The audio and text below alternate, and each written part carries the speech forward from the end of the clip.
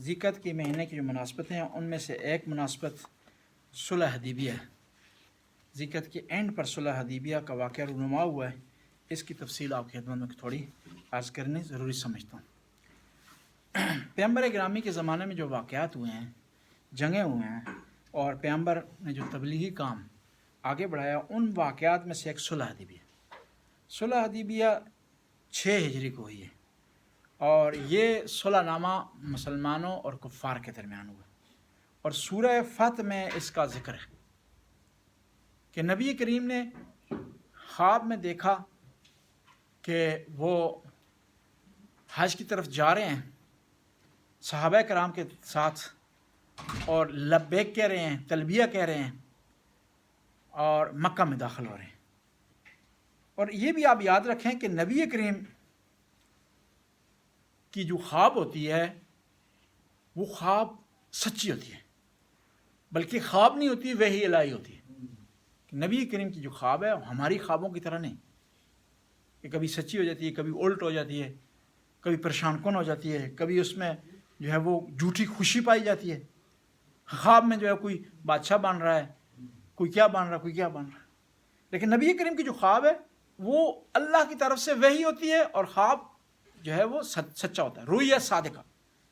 اور سورہ فتح میں آیت نمبر 27 میں کچھ اس طرح ذکر ہے اس صلح حدیبیہ کا، لقد صدق اللہ رسولہ الرؤیا بالحق، کہ خداوند تعالیٰ نے جو ہے وہ اپنے رسول کی جو خواب ہے اس کو سچا کر دکھایا۔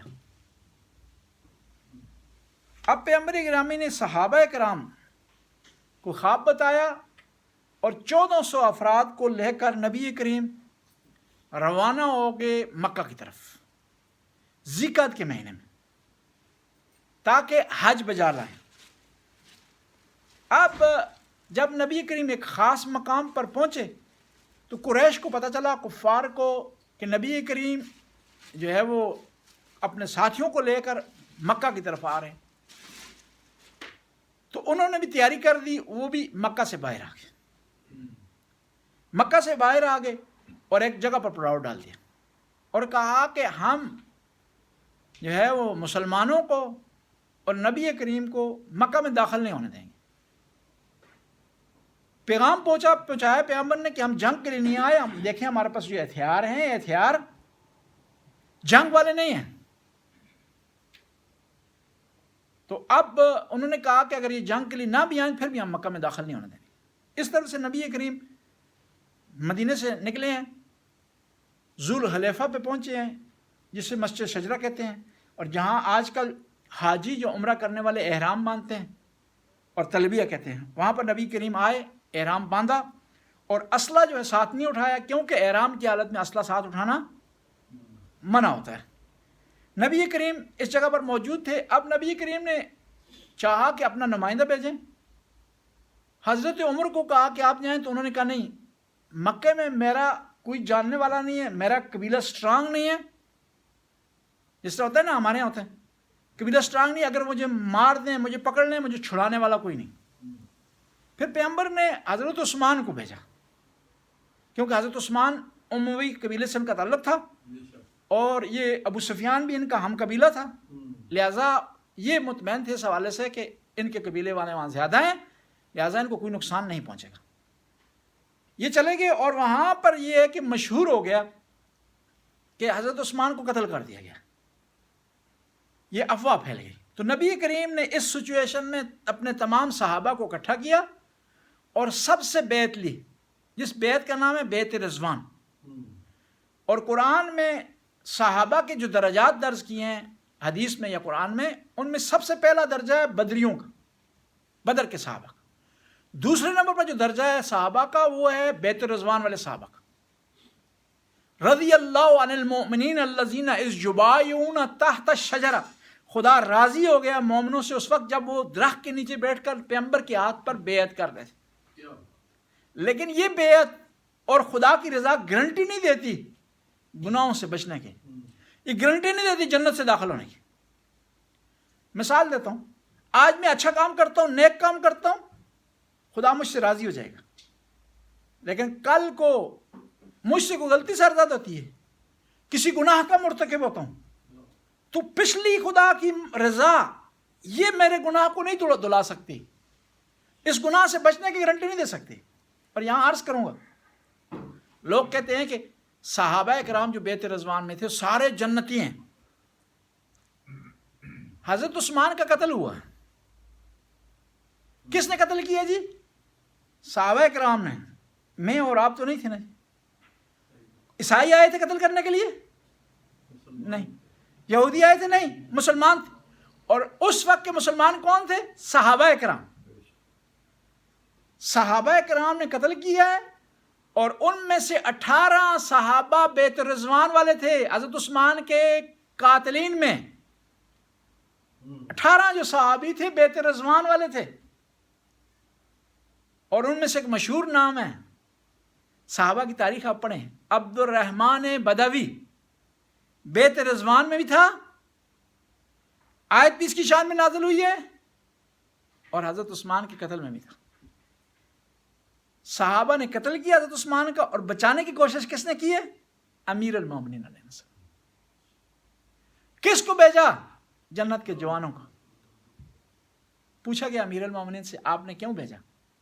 کہا میں نے شخص عثمان کی حفاظت کے لیے نہیں بھیجا، میں نے ایک منصب کی حفاظت کے لیے بھیجا کہ ظاہری طور پر غیر مسلمانوں کی نگاہ میں یہ مسلمانوں کا خلیفہ ہے، اور اس مسند پر مارا جاتا ہے تو اسلام کی بدنامی ہوگی۔ اور پھر حتیٰ امام علی علیہ السلام نے اپنے بیٹوں سے گلہ کیا کہ حسن و حسین کیسے ہو گیا؟ تمہارے ہوتے ہوئے جو ہے وہ یہ قتل وقوع پذیر ہوا۔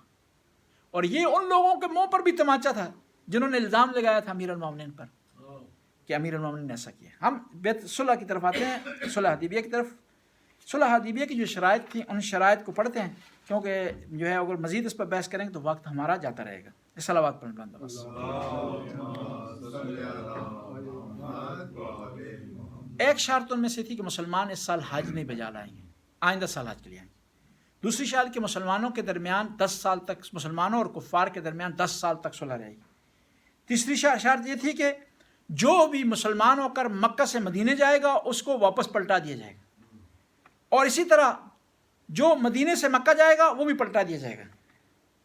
اور مکہ اور مدینہ کے اطراف میں جو قبائل ہیں وہ خود مختار ہیں کہ مسلمانوں کے ساتھ ایگریمنٹ کریں، ٹریٹی کریں، پیکٹ کریں، یا کفار کے ساتھ۔ اور اسی شرائط کے نتیجے میں ایک پیغمبر کے صحابی تھے ابو جندال، یہ مسلمان ہوئے تو والدین نے انہیں قید کر لیا تھا، زنجیر ڈال دی ان کے ہاتھ پاؤں میں۔ یہ کسی طرح والدین کی قید سے آزاد ہو کر مکہ جو ہے مدینہ پہنچے، پیغمبر کی خدمت میں حاضر ہوئے۔ پیغمبر نے کہا کہ مجھے پتہ ہے تجھ پر ظلم ہوا ہے، زیادتی ہوئی ہے، تجھے شکنجہ کیا گیا، لیکن کیونکہ میں معاہدہ کر چکا ہوں معاہدے کی خلاف ورزی نہیں کر سکتا۔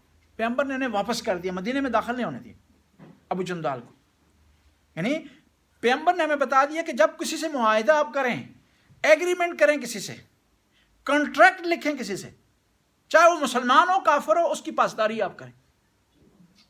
لیکن خدا کیسا کرنا، وہ مکہ بھی نہیں جا سکتے تھے، مدینہ میں پیغمبر نے ان کو واپس کر دیا، کسی اور قبیلے میں گئے، وہاں تبلیغ کی، کئی لوگ مسلمان ہو۔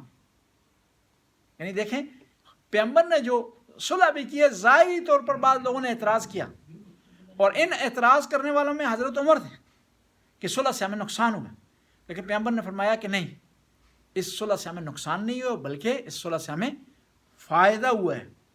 اور بعد میں جو تبلیغ ہوئی، مکہ فتح ہوا، کئی لوگ مسلمان ہو گئے، اور وہ لوگ جو سخت خلاف تھے مسلمانوں کے، اسلام کے، پیغمبر اسلام کے، وہ کیا ہے؟ مسلمان ہوں گے۔ ان میں سے ایک خالد بن ولید ہے، خالد بن مشہور و معروف ہستی ہیں جو خالد بن ولید، یہ مسلمان ہوئے صلح حدیبیہ کے دوران۔ یعنی اس کے جو نتائج ہیں صلح حدیبیہ کے وہ روشن اور واضح ہیں۔ بعض چیزیں ایسی ہوتی ہیں ظاہری طور پر دکھائی نہیں دیتی، انسان